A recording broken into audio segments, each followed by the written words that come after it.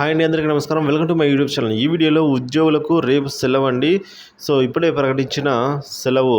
So వివరాలు వీడియోలో తెలుసుకుందాం. వీడియోని ఎక్కడైనా స్కిప్ చేయకుండా ఎండ్ వరకు అయితే చూసేయండి. వీడియో నచ్చినట్లయితే ఒక లైక్ చేయండి. సబ్స్క్రైబ్ చేసుకున్నట్లయితే మన ఛానల్ సబ్స్క్రైబ్ చేసుకోవడం ద్వారా నేను చేసే ప్రతి ఒక్క వీడియో మీ వరకు రీచ్ అవుతుంది.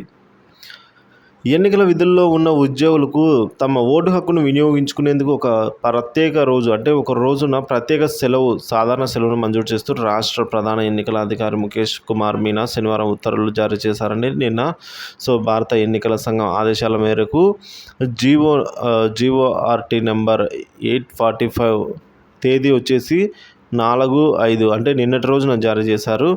ఓటరు ఫెసిలిటేషన్ సెంటర్లలో పోస్టల్ బ్యాలెట్ ద్వారా ఓటు వేయడానికి వీలుగా ఎన్నికల విధుల్లో ఉన్న ఉద్యోగ అభ్యర్థన మేరకు సంబంధిత అధికారులు ఒక ప్రత్యేక క్యాజువల్ సెలవులను అయితే మంజూరు చేయాలని ఈ ఉత్తర్వులలో పేర్కొనడం జరిగింది. సెక్రటేరియట్ విభాగ అధిపతి, అలాగే జిల్లా కలెక్టర్లు, ఇతర సంబంధిత అధికారులకు అనుగుణంగా అవసరమైన చర్యలు తీసుకోవాలని అయితే ఆ ఉత్తర్వులలో పేర్కొన్నారండి.